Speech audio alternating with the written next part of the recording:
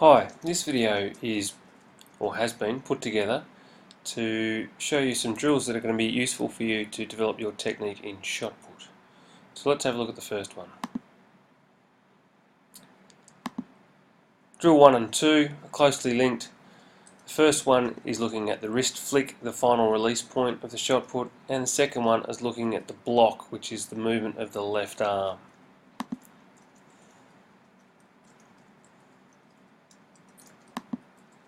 While this looks a little bit awkward, the shot putter should be facing the target. And we're going to concentrate on the release out of the throwing arm, which in this case is the right arm. As the hips come forward, notice that the back foot or the back heel comes off the ground.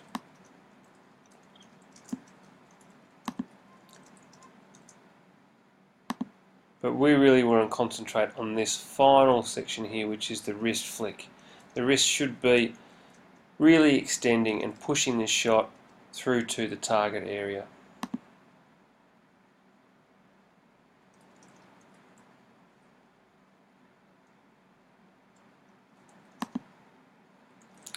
Unfortunately, there you go, you can't quite see that due to the framing of the video. But you can see in this position here, the fingers are actually pointing out to the side, which is excellent. So they're horizontal, which means the thumb is pointing down, which is a good shot put position for release. The elbow is nice and high.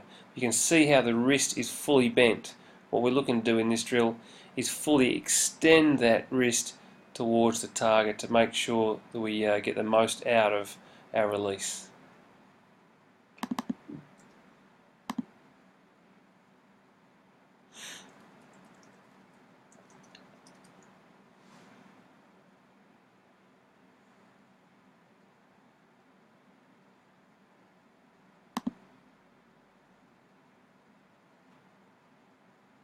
Okay, here's another good view from behind.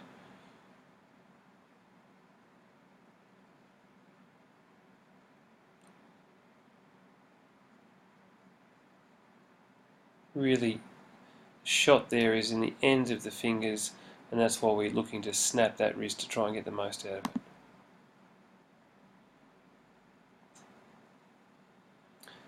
The next drill is called heel out, knee in. You can see the coach here in blue, she's trying to maneuver her athlete into the right position. This is really important because what we're trying to do is rotate the back leg so that we can get the hips around, so the hips can face our target. The hips will then drag around the rest of the body, and obviously then the throwing arm. So the key thing is here, as the coach is trying to do, she's trying to move this heel outwards, which means the knee of the back leg will go inwards. You can see as she rotates that the heel has come out, the knee's gone in.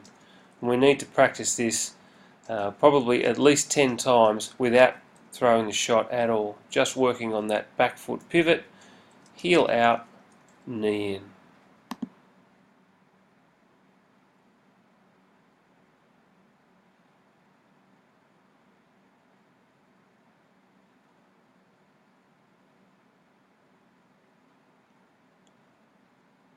We're going to keep watching the girl here. Heels coming round.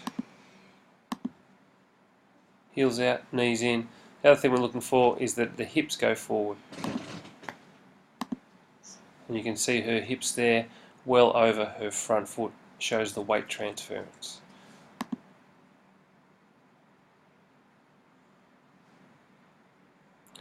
Next drill is the power position throw. This position here is basically the power position. The back leg has most of the weight on it. The front leg is quite open to the target. The shot puts at the neck, elbow is high. What we're looking for here, as we did from the last drill, is for the heel to come out, the knee to go in, the hips to go forward, and then we're going to release the shot.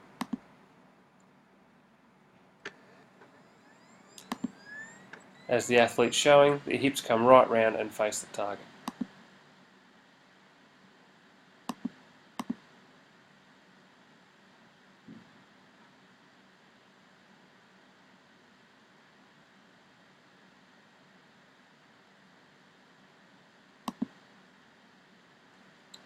Another good angle to see the wrist flick. Okay, if you're not doing a standing throw, you're doing a glide. The glide technique requires us to be facing away from our target area, and these drills we're going to focus on some progressions that help us develop our glide. So the first one is called the extension. Okay, very simple. It's stepping back with what will be our front foot. So for a right-handed thrower, that's going to be our left foot, and you'll notice how the heel is down and the toe is up of the right leg. This is often called an A position based on the position of the legs.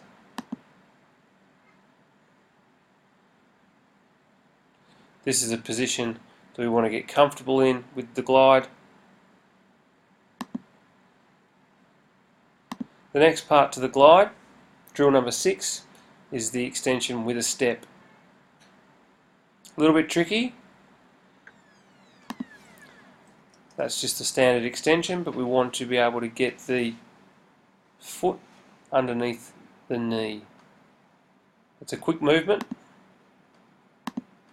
There. Okay. From this position, this is where we're looking to move the heel out, the knee in, rotate the hips, rotate the upper body. This is close to our power position. It's a drill that we would practice again a good 10 times before moving on.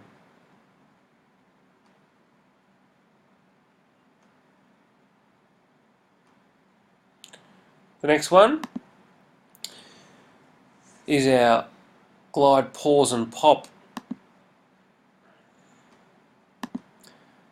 With this, however, we're actually going to notice how the athlete is kicking the leg out towards the target area and actually gliding across the surface into that position that she was in after she had done the extension and step position.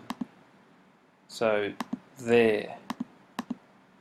Okay, so that was the position with the extended leg and then the foot underneath the knee. Then we have the pop, and that's the end of the drill. Again, something you would repeat about 10 times. Kick the leg back, step, pop, kick, pop.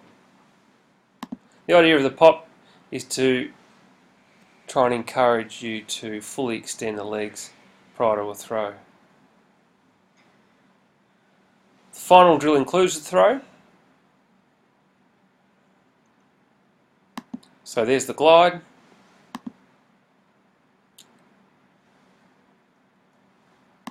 A powerful pop, so that's just jumping into the air, maintaining the position of the upper body and the position of the elbow with the shot at the neck.